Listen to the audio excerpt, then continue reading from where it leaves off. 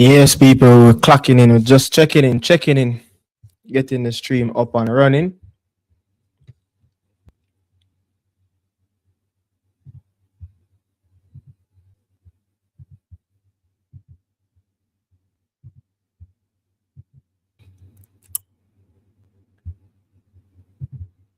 Yes, so we're getting the stream up and running. So, watching a very, very nice game. 17 minutes in. No, I'm just checking in as usual. Miss out on that huge win for the Germans over the debutant Curacao from the Caribbean, smallest country to make it to the World Cup. But we're here watching the Japanese and the Dutch boys. Two very good chances, coming from both teams as well. Sam Marlan, easily could have put that one in the back of the net, but it was a very good save from Suzuki. But the man from Parma stand tall in between the sticks.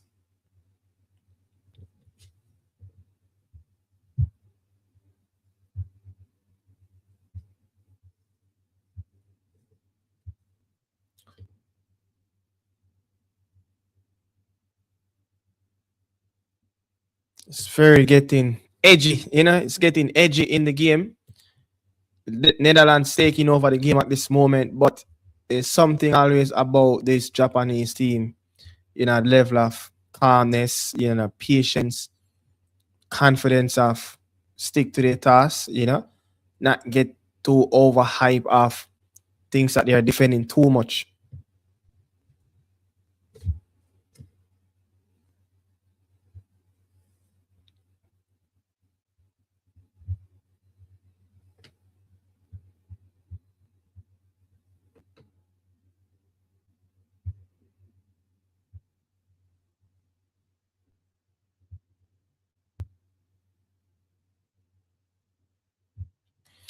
Yeah, so I'm looking at it where can this Netherlands team, make another run again, to the knockout round where you're looking at it.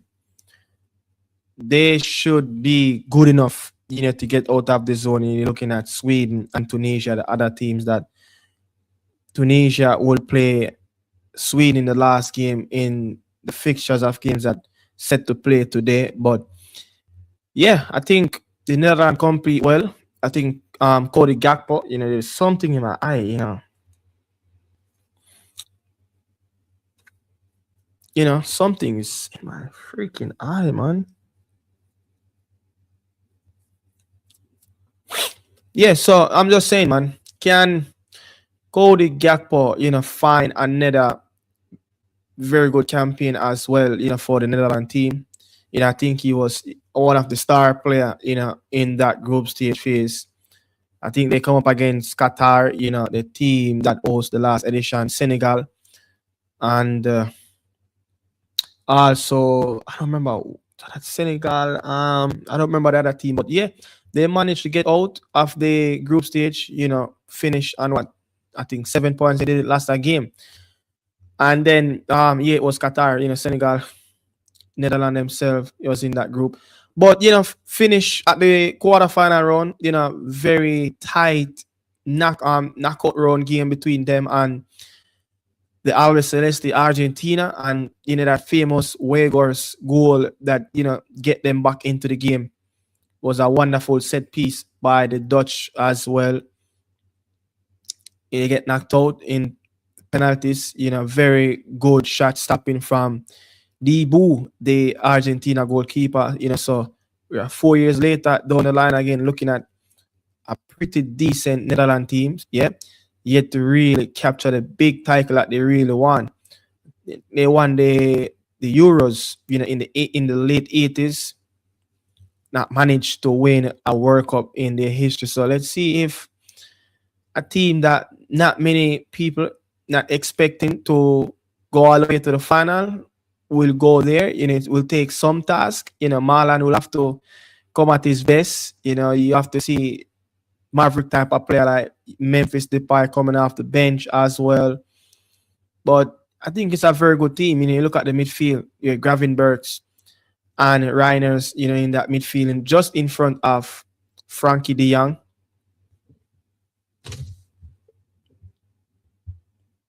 Yeah, so the other team that was in Group A with Netherlands, it was Ecuador, Qatar, and Senegal, and Netherlands finished on top. So we are in our first hydration break of the game. 0-0. Two teams created two good, decent opportunities. As you looking at my coverage, I'm looking at some of the highlights at this moment.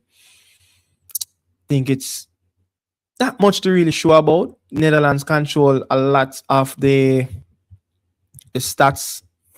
Can look at the stats here, where Netherlands controls 66%, but I don't think this Japanese team will face too much on who control the possession of the game. Look at shots on target. Netherlands, I think that was the Marlon shot. That's the only shot. And this is the issue with this Netherlands team as well.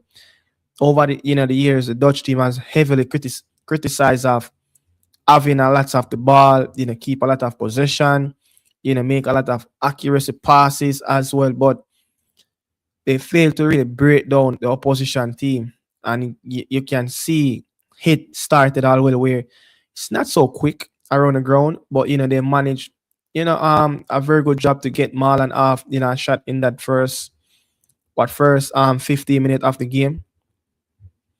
So I'm hoping the best that they can create more moments, more moments, as you can see at here.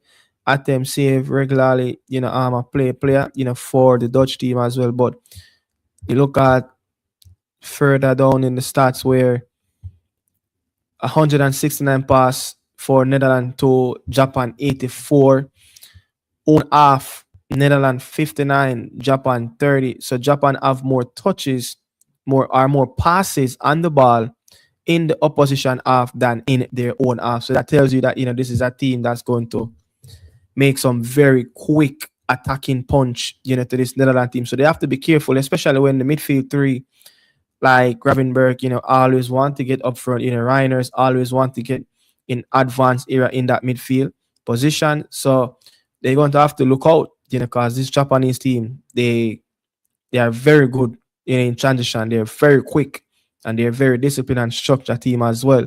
So 5 touches in the box for the Dutch team and 3 for the Japanese team. No offside as yet.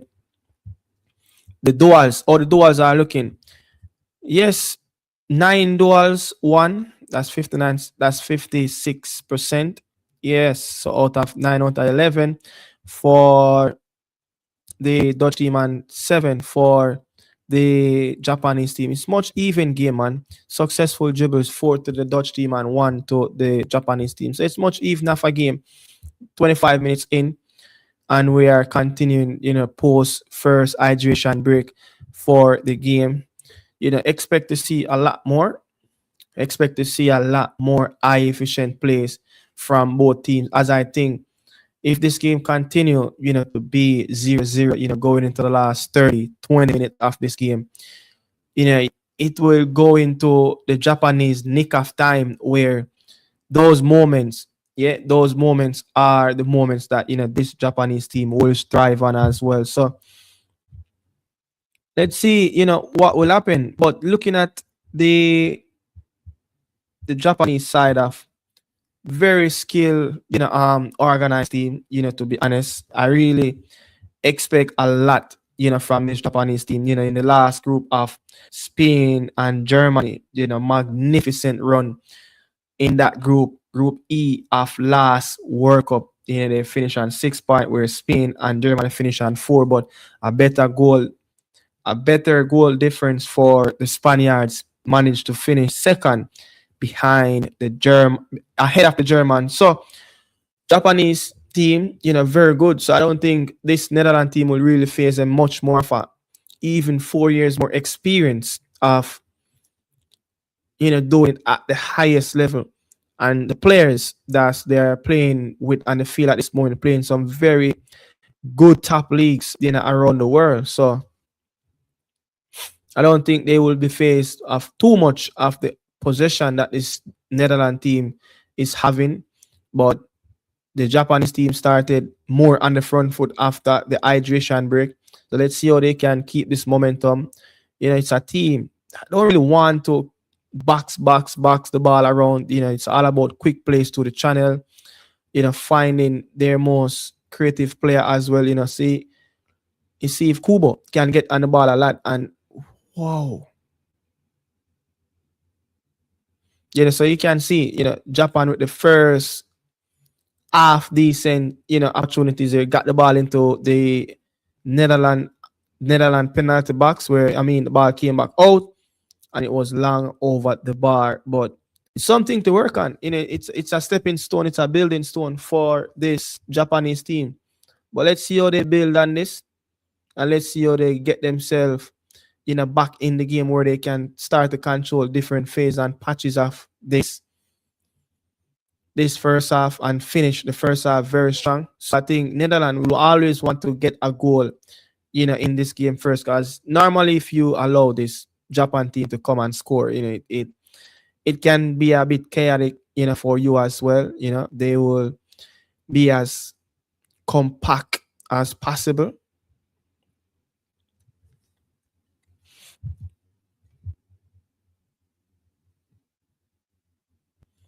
So let's see how this game will finish in the first 45 minutes. I really have this game to go a 1-1 draw, and I think it will be a 1-1 draw. And I think both teams will be Tunisia and Sweden as well. So looking at more likely this team will probably finish somewhere around 7 points each. Or if anything happen outside of that, it will be a very, very embarrassing result if Tunisia or Sweden can get a possible full 3 point from one of these two teams. It would be very such huge shock, even though this Sweden team, have a few individual talented player that I would like to see in this team. So let's see how they will operate later from now. But as it is, 38th minute, the Japanese team is yet to budge. This Dutch team, as the Dutch is pitching a very good tent inside of the Japanese half, but don't allow this team to hit it on the counter. It can be very dangerous if you ask me. It's the time and patience. It's time and patience for this Japanese team, where it can be dangerous. When some teams panic, this Japanese team are calm. Yeah, so panic is not in their game. That's not the blueprint around this team. They are more of a calm-headed team, very experienced now.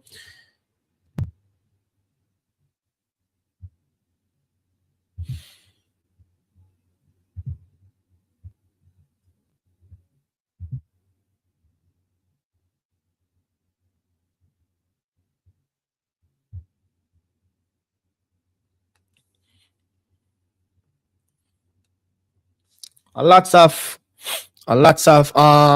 controversial calls, in some games yesterday. Lots of controversial calls. But let's see if today, we will have a clean slate, no real controversy, around game. Let's see what will happen if the referee will be as clean as possible, if the VAR members will be as clean as possible as well.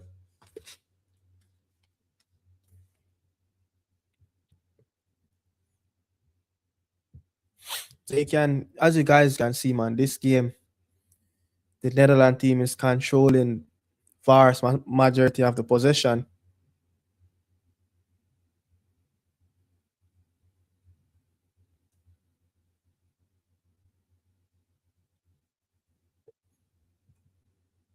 But when you look at this Japanese team at the back, where you have players like Itu, yeah, you have Taniguchi and Watanabe as well, very experienced. That's a lot of experience right there. And the average age, for these two teams is very close, or if not the exact same as well. So they don't really have too much elder statesman in this team. Don't really have too much elder statesman in the Japanese team. More, you look at Taniguchi, is probably more of the elder statesman in this team, who's 34-year-old, and that is it. right there. Everyone else in this Japan team is 30 or younger. Yeah. So except that one player playing in the back line, that number three, stand tall. Yeah. So he's going to be good as well, with his experience. This moment, a player that played in the Belgium Pro League for Turiden, Sen Turiden, coming from Al Rayyan in the Qatari Stars League. But yeah, I think we look at both teams who they can really get off the bench. Yeah, you have Wegor, someone that was in the last World Cup score against the Argentina team. Machinio, for the Japanese, playing for Borussia Mönchengladbach.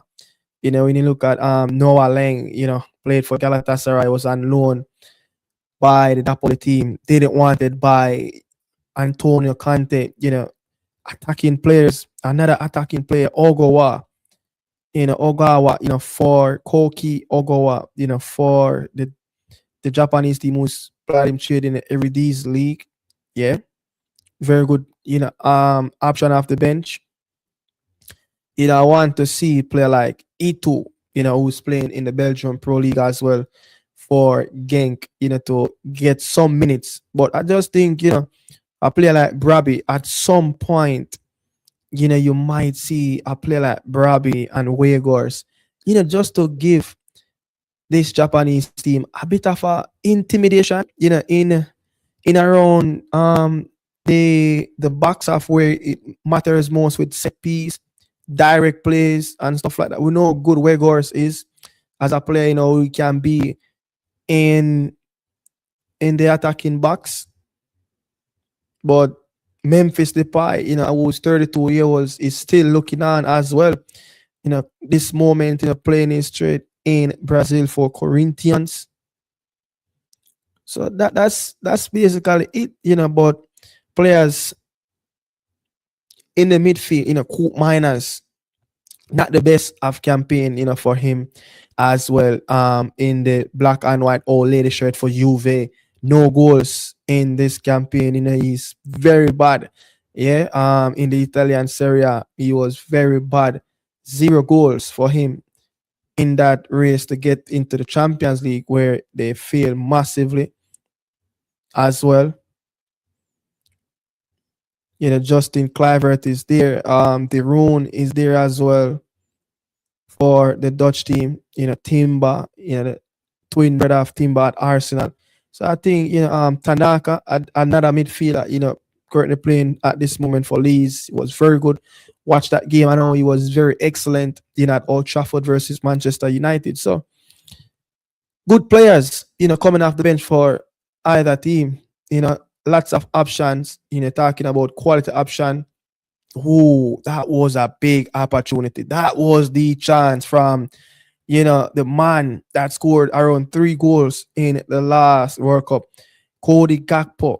Yeah, what the hell he was doing, man? That was a massive chance. Yeah, that was a massive chance for him. 5 games, 3 goals in the FIFA World Cup in Qatar.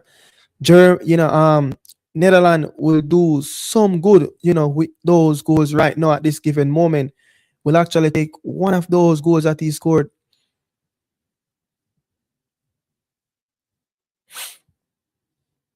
Here we goes where the Japanese team will build again from the back, playing up that ball. And one thing I really do like with this, with this Japan team, this is a team that they will suffocate themselves just by defend, and pick the moment where you think they lost a bit of a screw, in the game. They lost the game, with no control, in it as well. But the one look at time, you blink, it's a team that can hit the net, So as much as Netherlands is in very much of control of this game, they just have to be careful. Yeah, they have to be careful, man.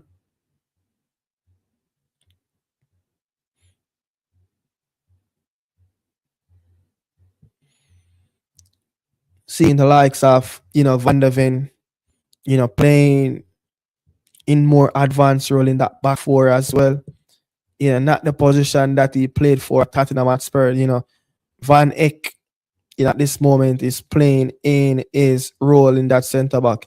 Player like Virgil van Dijk, is not going to sit down and allow, the likes of Van de Ven to play. He's a skipper, he's the leader at the back, he's everything.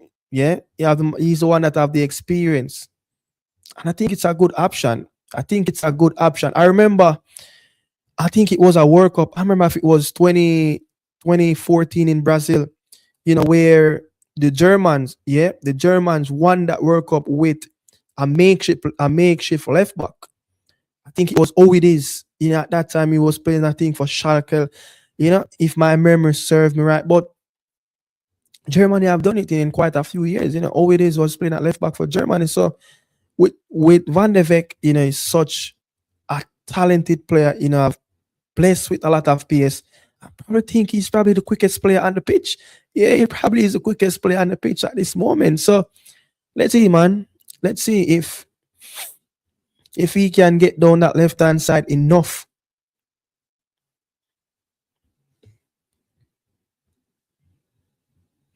And with the likes of Cody Gakpo out on that left hand side, sometimes drifting in again, he will have the license, to come inside a lot, especially with the defensive prowess of Van de Ven, on that left hand side, the recover that he have in him as well. He likes to recover.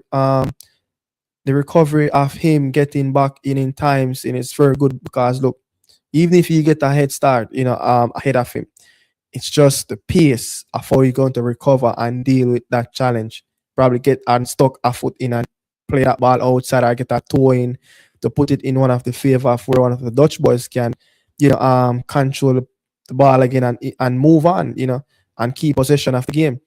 So you see on this right hand side in it's Dumfries. So I just think it's a well balanced Dutch lineup. And if you ask me, you always are going to have Frankie de Jong that's just going to sit deep. He's going to control the tempo. You're not going to get too much from him of running the channels, running with the ball. You need someone that's just going to keep the ball game tick right over in that midfield. The job for anyone in that midfield who's going to be the runner, who's going to be the box crusher. The box crusher will be the city man in the midfield, Reinders, Gravenberg, he's going to be that player, going to have to run a lot with the ball. So if they can, figure out things and play to their strength and complement each other on this game, I think this Netherlands team have a good way to go. But when you look at the chance that Marlon missed, a player in such rich grain of form at this moment, for AS Roma, moving from Aston Villa, in the winter period, and he's just loving life at this moment, and a Piero Gasparini in the Rome City as well. So let's see, if they can create at least one more big opportunity. But that's the issue now, and it's Japan and the break where it was just so unlucky. Yeah, it was just so unlucky from the Japanese team. That's how quick they can break for you. And it only takes them just a few touches to get deep in your defensive third. Yeah, just look at how the Netherlands gave up possession and the Japanese player picked their pocket. Look at how quick they get up that pitch. That's a sign of Netherlands must be careful, losing the ball, in their mid third or defensive third, because this Japanese team, they're so quick in their gameplay, but still 0-0. We are into the 40th minute now at this moment, where it's just less than under 5 to go before we know how much added time will it be. And wherever you streaming on, wherever you guys watching as well, we're streaming on different multiple platforms, on YouTube, on Facebook, on Twitter, which is X as well. Yeah, don't forget to support the account that you streaming. That I keep saying streaming. Don't support, the stream wherever you at this moment. I really appreciate it. You give us a follow and subscribe to any of those YouTube channel as well. So if you want to go out and support, the Nick and Dan, YouTube YouTube channel.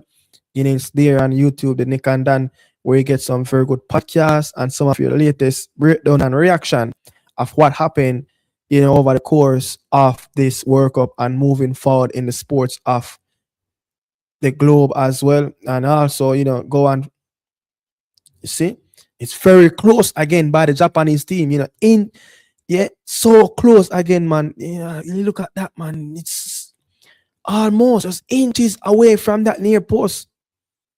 Yeah, inches. That ball went over head of Dumfries. Just Dumfries and Somerville was on that back post. Yeah, just look at all this Japanese team is just crawling their way right back into the game by having a bit of a respite position deep into the Netherlands half as well. So warning signs, from the Japanese team.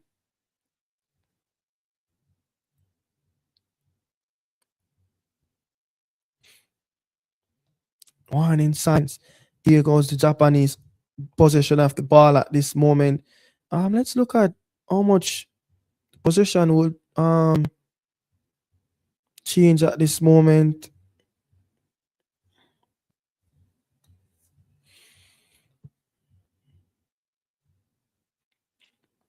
So we are just 44 minutes in, and a Japanese player is currently down at this moment. Not seeing who is that player at this moment. That's the first time, that's the first time. Is it Kubo? That was the first time seeing someone fell on the ground and have a bit of a respite, but it's a free flowing game, it's an attacking game, and it's almost again by the Japanese. Woof! So close again, man. So the last two real big moments, yeah, half decent chance in this half, it's all from the Japanese team, and it was a wonderful ball. It was a wonderful ball, and it was Ueda. Yeah, it was Ueda, the Feyenoord man who actually got that shot. Someone who played 31 games in the Eredivisie League and scored 25 goals. It's a remarkable season for him as well. Wondering if this time will be the move for the Japanese player to get in more of a tougher higher league, playing against more high quality teams. And I think the move probably will come this campaign, for Ayase. Yeah, so let's see. Japanese players have quite a few players playing around in Dutch league and the Eredivisie league as well. They will be well known about the system of what the Dutch has farmed over the years as well. Coached by one of the veteran player in the past who have won or helped to win, that Euro for the Dutch team as well late in the 80s, Ronald Koeman. Someone who would have played in the 1994 World Cup for the Dutch team right here in the US. So he was familiar with all these conditions. But let's see if all of this, really can help. At this moment they are in the Cowboy Stadium in Arlington, Texas. You call it Dallas.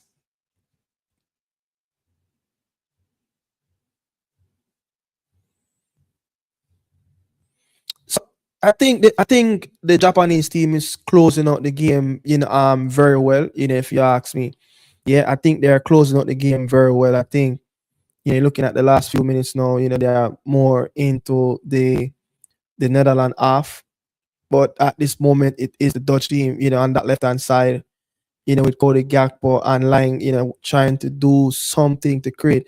And it's the 11 players that on the pitch for the Dutch team, pitching tense deep into the defensive third of the Japanese team.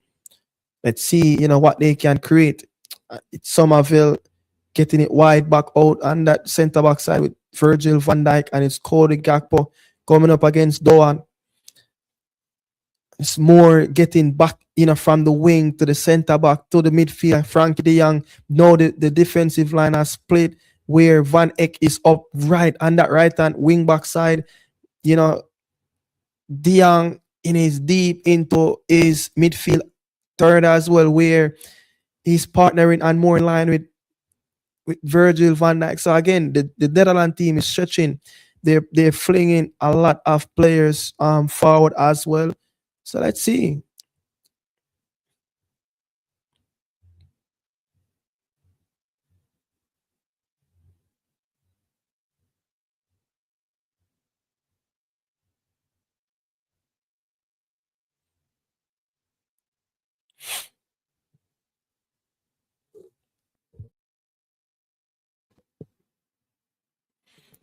Ooh, almost Rennes finding Malan in that box, almost a bit, just not enough to pass the Japanese goalkeeper.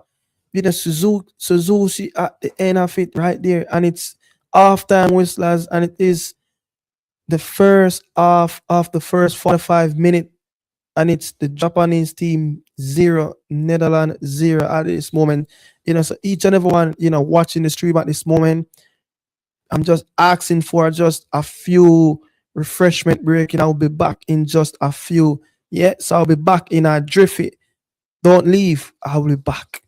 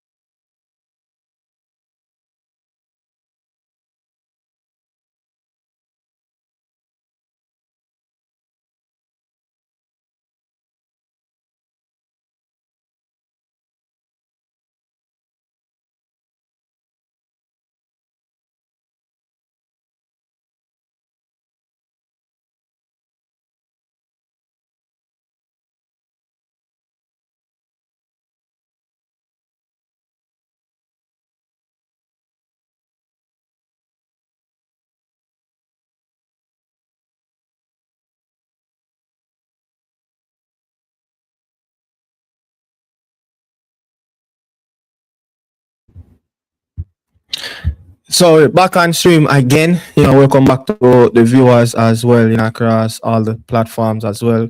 Really appreciate you guys being here. So very optimistic. If we can get some goals. Very optimistic if we can get some goals. As I have some stats. For you guys as well. But before I go any further, and it almost a goal from the Dutch team straight at the kickoff from the second half. Almost just about when we go into a bit of a statistics talk as well with you guys. But it seems like they're a bit more quicker out the blocks. It seems like they have a little bit more pep in their step in the second half. But this Japanese team is pushing them away from their defensive third. But as I was saying, man, yeah, I'm looking at the last World Cup, cycle where these two teams were in. Netherlands went to the quarterfinals and Japan they lost out versus Croatia. Yeah, they lost out versus Croatia in the round of 16.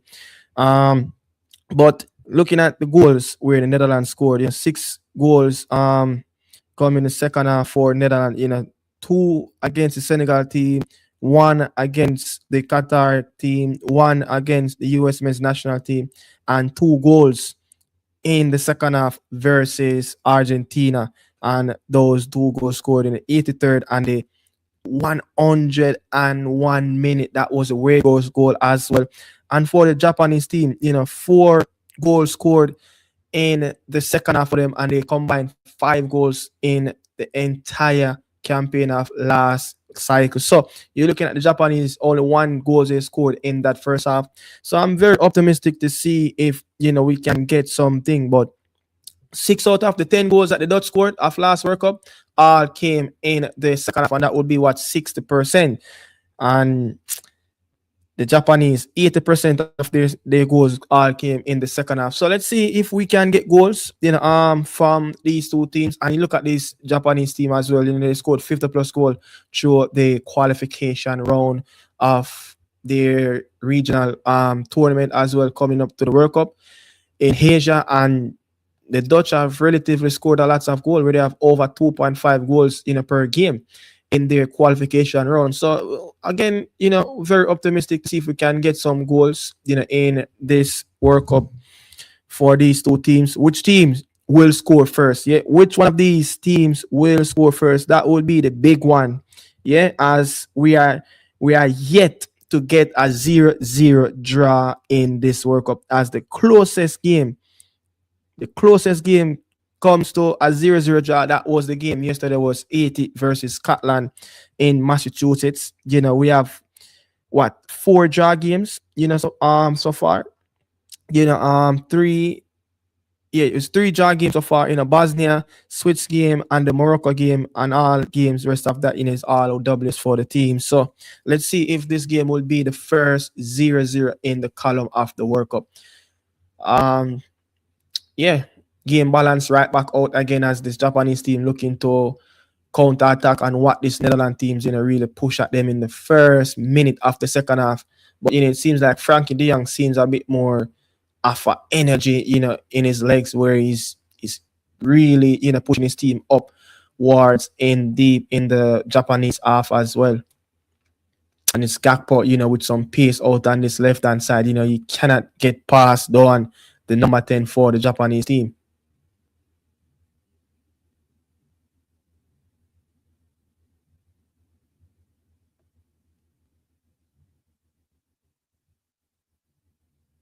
And it is a free kick, coming the Netherlands way as well. The Japanese have lots to deal with. Not the, and it's a goal, man. And it is, yeah. And the Netherlands have scored, Denzel Dumfries. And it was a wonderful cross into the box. Yeah. So Japanese team is 1-0 down, then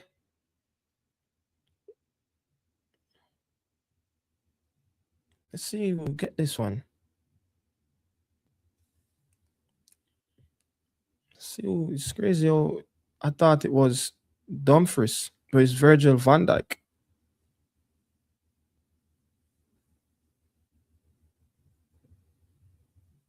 Yeah, it's the skipper.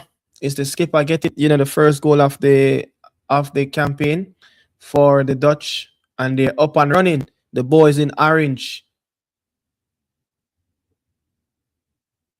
The boys in the orange are up and running at this given moment in the FIFA World Cup.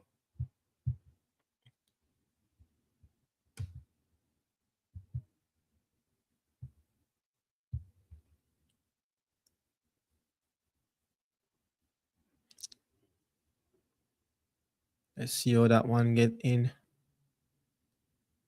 And there's no offside on that one. There's not an offside on that one. It was a wonderful cross from that right hand side. It was pitch perfect.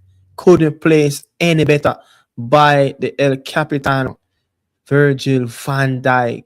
Suzuki has been looking behind him, cannot reach. It was just 2 inch perfect inside of the post where that ball was too clever in to Virgil van Dijk. We just steered that one into the back of the net, and the Orange Army is going wild in the stadium at this given moment, where they packed up and jam packed in the Dallas Cowboys Stadium in Arlington, Texas. Wow. So lots to take in, as I just said, there should be some optimistic for goals, as these two teams have lots of goals scored in the last World Cup, during that campaign as well. And they surely right make history repeat itself. Another second half goal again for the Netherlands team. Yeah, he's way onside. No offside there from the Dutch player.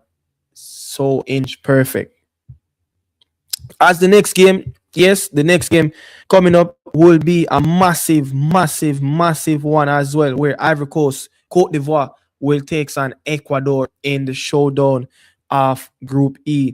Let's see if one of those teams will match that 7-1 trashing that the Germans gave to the Curacao. It would be very hard to replicate something any close with a scoreline like that, but with two even match team as well. What I've seen in the last World Cup, where Ecuadorian team was up against the Senegalese team as well. Yeah, they were right in it.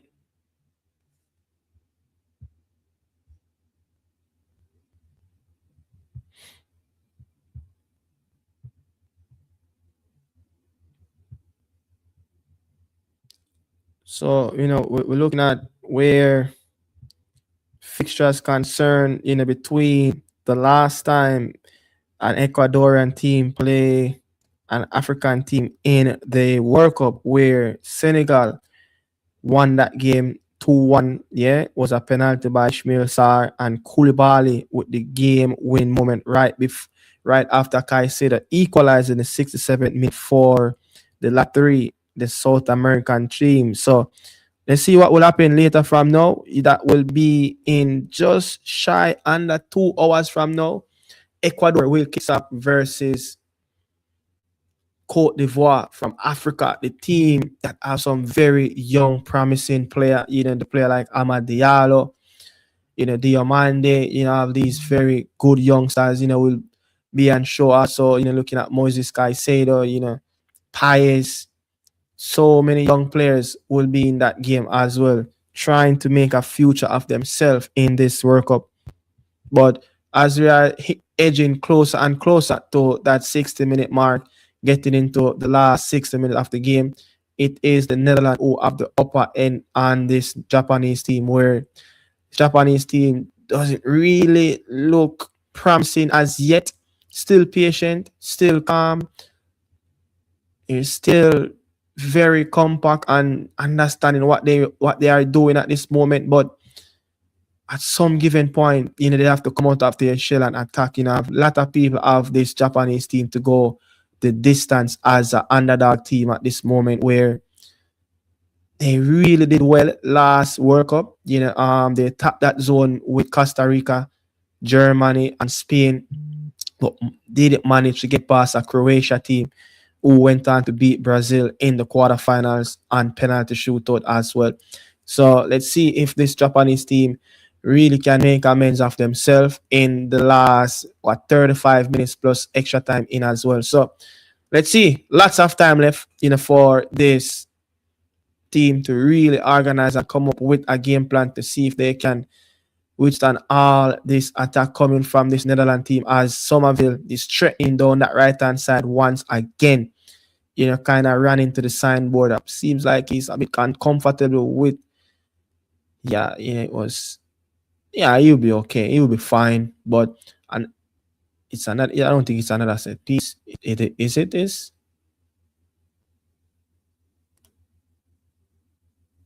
As you can see, that referee cam, very good header, very steering on that back post from Virgil van Dijk as well.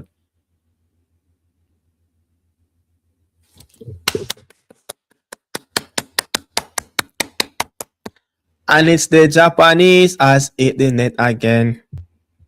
So people will promise there will be lots of goals and there will be lots of goals coming into the second half as well. The Japanese team has hit the mark. They equalize. Yes, very good goal as well.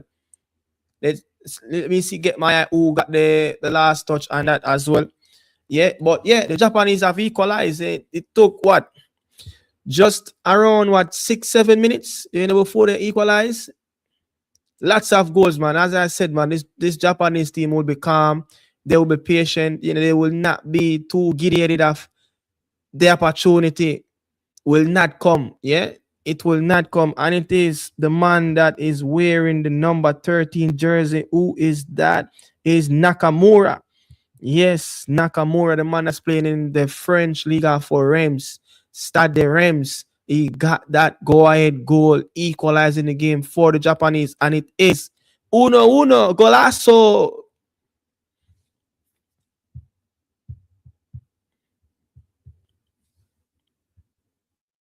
But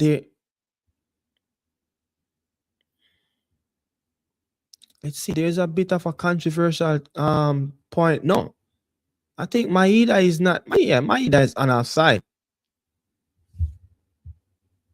Yeah, I'm not sure. I'm not sure that is an offside. Yeah, Maeda is on offside. I think the player that played Maeda onside is probably Vaneka. Is it Vaneka out on that left hand side? This is Van der Ven. Yeah, Van der Ven played him on. So he's on, man. So it's 1-1. Game is on. Yeah, the game is on. The game is on. Each and everyone streaming at this moment.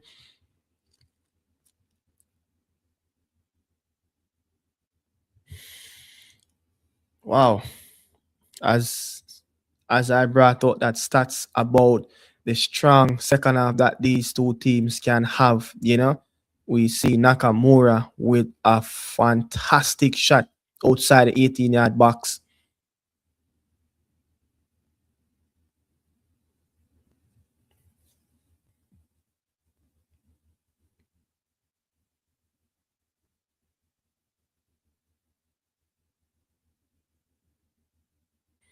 It's just crazy how, you see, the world of how football has been playing where so many long throws and there's another cannon will come into the box of the Japanese as well where Dumfries is out on that right hand side. Yeah, it's a bit more loop in the air, but the referee called that one off. It's Tanaguchi with Van der Ven holding each other.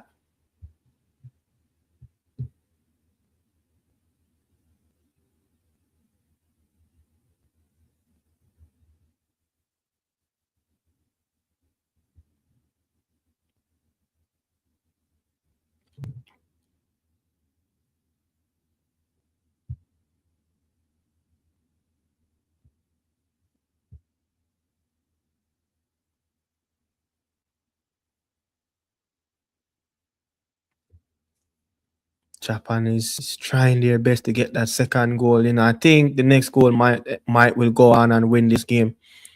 I think the next goal that the team score, will more looking at the goal that will give them maximum 3 points in this Group F encounter, with Tunisia and Sweden left to square off in the last game of the day as well.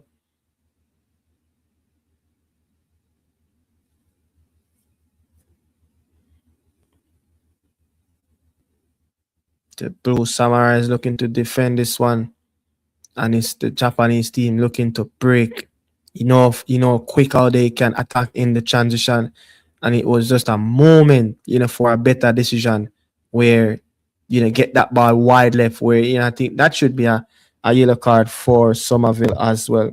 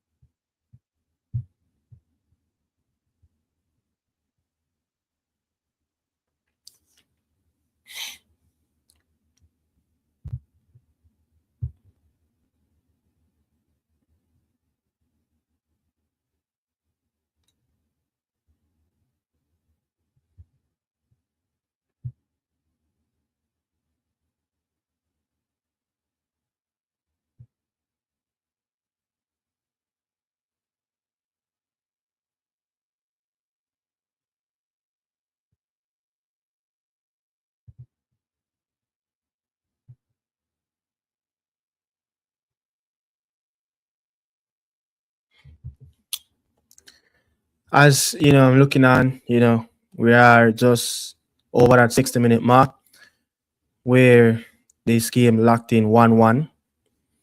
I believe the next goal will win this game. As I strongly believe the next goal will win this game. You can still showing that ball hit by Nakamura did not take a touch by Maeda as he skipped past it. He was played onside by Van der Eyck out on that left hand side as well.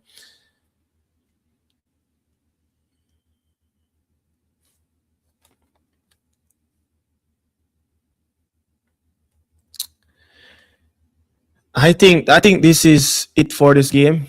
I'll be very surprised if there's another goal score. And it's Somerville hit the back of the net. That is it.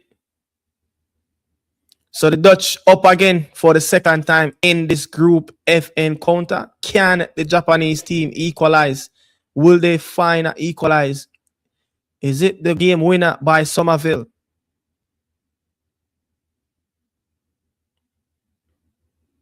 I mean, that's a wonderful play from Ryan Gravenberg in the midfield. If he can get, those half turns and, get some people in again, you're wondering that ball, kicked by Somerville on his left foot, you're wondering if that should have been a bit more of a save by, Japanese goalkeeper. You're looking at that, where was it a mistake? I need more replays on that as well to see how close he was to the ball. But again, wonderful play, from Ryan Gravenberg in the midfield. Really, control the ball at that time, ring rose around these Japanese players. Couldn't get nowhere close. But see how close the goal. I think it's a very good goal. The keeper, it's out of his reach. I think it's a very good goal. The keeper is out of his reach. That's a very good goal.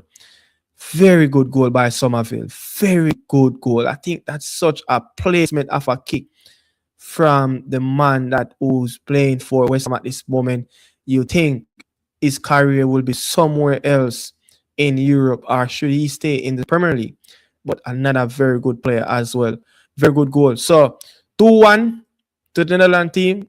Japan have a bit of job to do again. They're going to have to find it the hard way once more. Yes, can Nakamura come up with another killer instinct goal like that?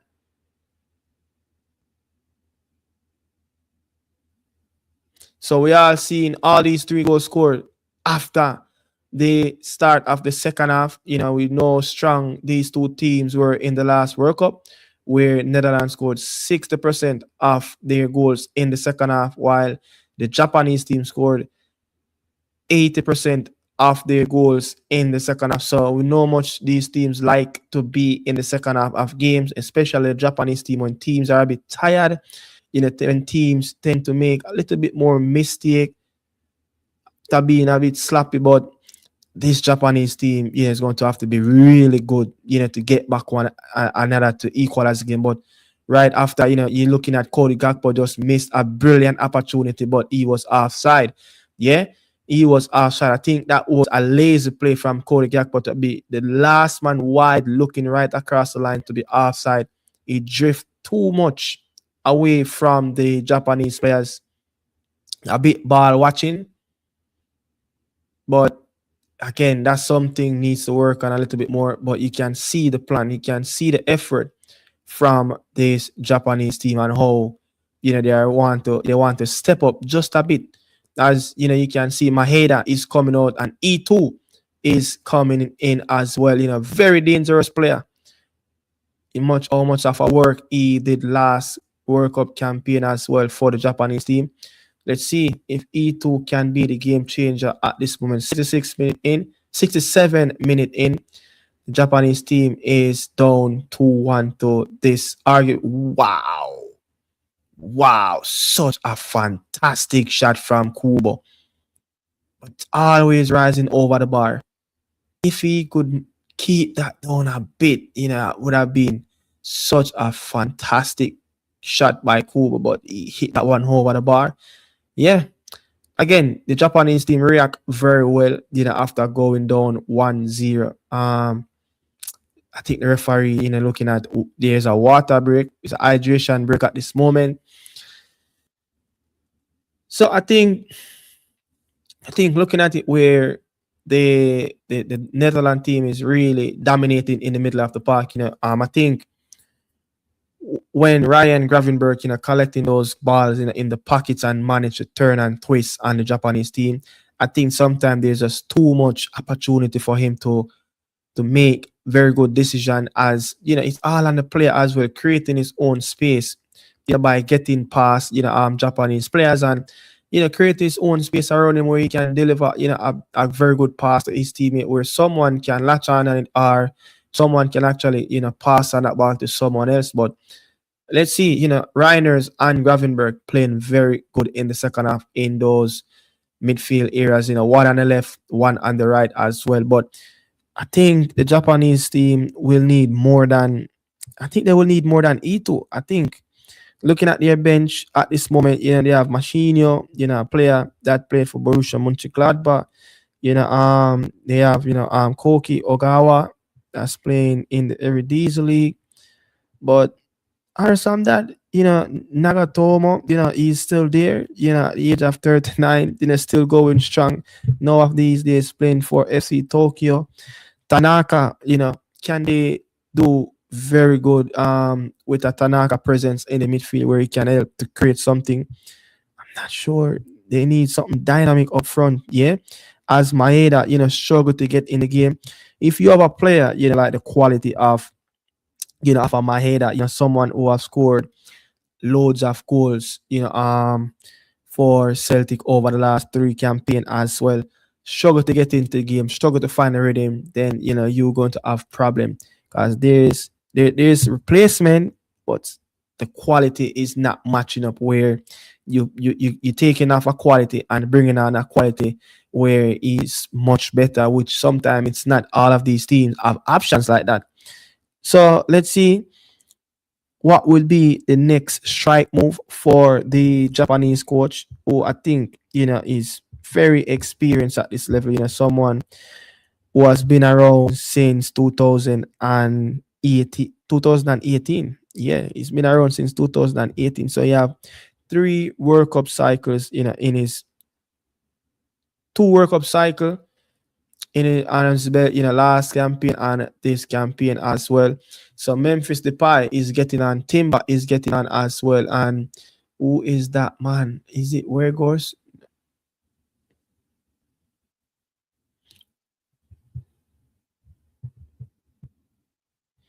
That's not where goes. That is it? Trying to see, is it Flecken is getting on? No, Flecken is the goalkeeper. Trying to see who is coming on. It's Reiners coming off, Somerville coming off, Marlan is off as well. the pie. Oku Miners, is on, and Timber is on as well.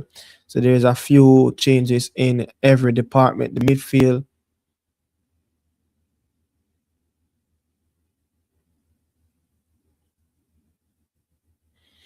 this is not what Japan like to see. Player like Kubo is down a bit for a moment. How long will he stay on the ground for? But yeah, last 20 minutes in, we need to see, I think, a bit of a flourish of a change for this Japanese team. Else, tired legs will kick in at some point.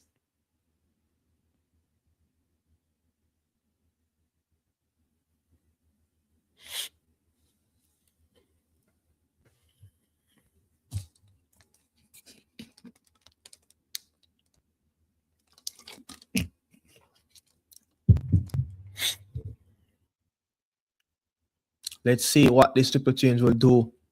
It's more of controlling the game. Coop Miners is in as well. So it's all about, getting hold of this midfield. You see, them taking out Somerville is out, Marlan is out, and Reiners is out, and then you have a few players. So it's more of taking control of this game rather than playing loose ball and lose the game, making mistakes. So it's more of strengthening that midfield as well by Coop Miners in. You're not giving any way through the middle of their spine, as the Japanese team going to have to find a way. Is either going down, on either flank where Van de Ven, one of the quickest player on the pitch. Dumfries, arguably probably one of the best fullback in this game as well. So it's going to be difficult at how this Japanese team will pick their time to go forward. Not many real clear attacking threats and clear cut chances provide in this game from them. Cody Gakpo is having a bit of a field day, in the second half, cutting inside a lot. This time he's onside as well, staying offside.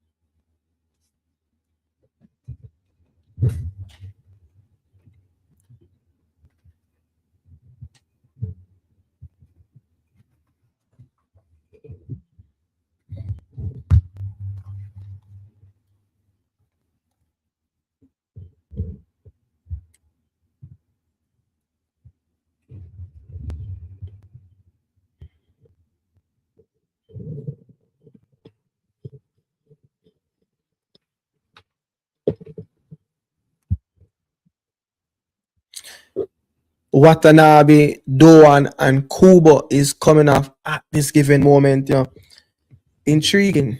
That's very interesting, to see those two players, those three players coming off, especially Kubo looking a bit threatened in the first half, but kind of look a shot off himself in that second half. But again, fresh leg is important, and how this Japan team, play as well, likes to do a lot of running, like to play a lot of, transition game as well. So let's see if this will be well and likely the last real chances for these players to get on the pitch and to create something for the Japanese team. So Doan, Kubo, and Watanabe is out at this moment, and Tomiyasu Ogawa is in.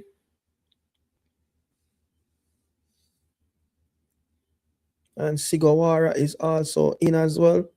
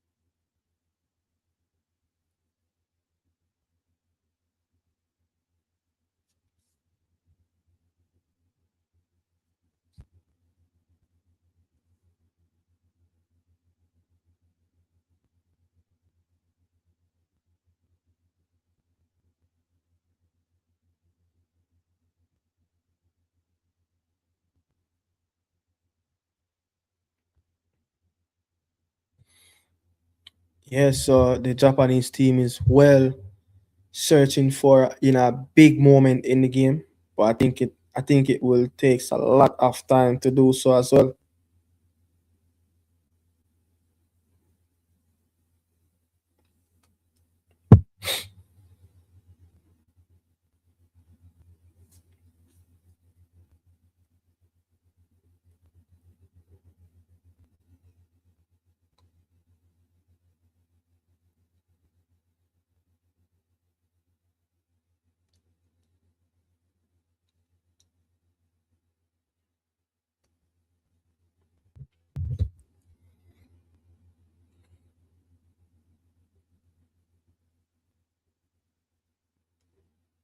That's a poor cross.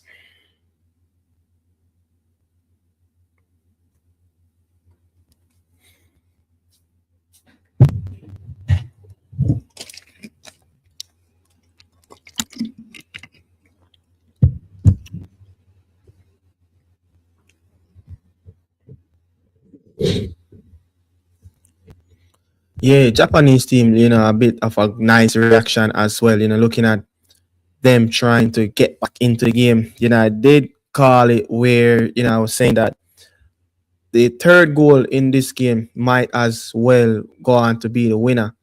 Whereas it will be very difficult, to see another goal by the Japanese team as they don't really show that real attitude of, they really can create big moments, you know, on a regular in this game. Yeah, I get what I'm saying. So I think that goal, man, that Somerville scored, I think that easily could be the last dagger in the straw for the Japanese team. Can be curtains.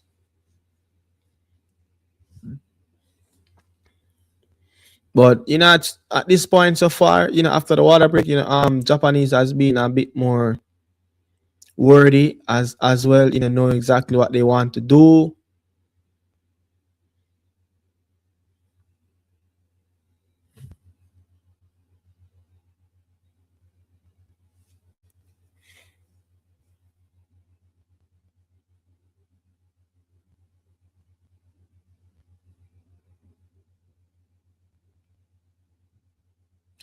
I mean, that's a comfortable save, from Vabrukin, the Brighton goalkeeper as well. But the Japanese team is really coming, a lot more than how they did previous before the hydration break. So the seems that the hydration break they kind of work out and figure out a way on how they're going to attack this Netherlands team as well.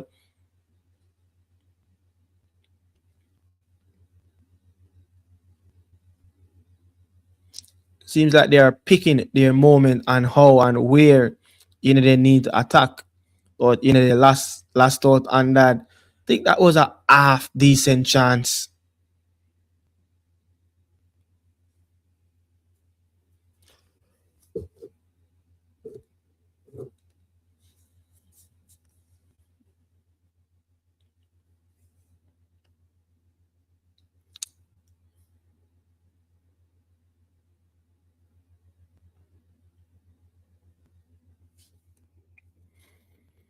So I mean, so far, let's see the statistics. I think the Dutch have somewhere around six shots on goal to the Japanese who have just around two. I think I only see two shots that they took.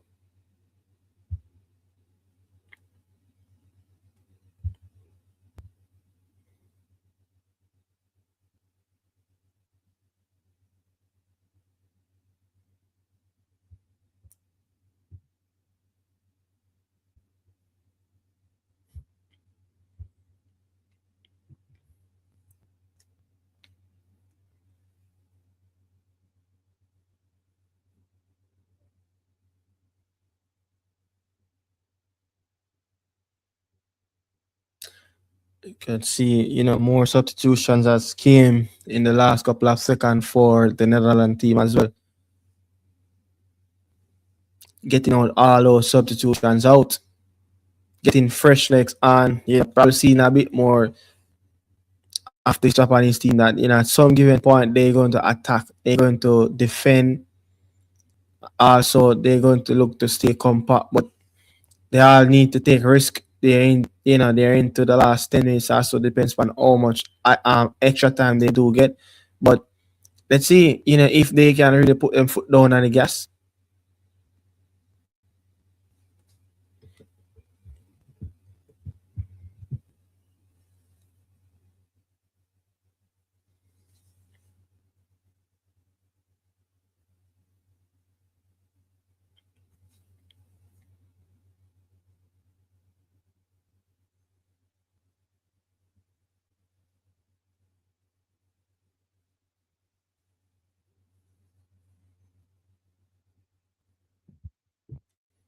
Game kind of a bit looking a look a bit sloppy, to be honest.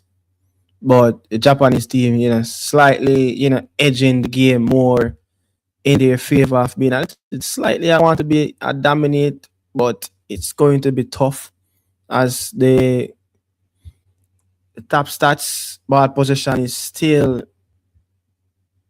doesn't really move. With some of the ball that the Japanese player has been possessed as well in the last couple of minutes. But let's see if that will change. But they need to bring that numbers down a bit so they can control more tempos. Also, control their own philosophy, and also, you also want to control your destination.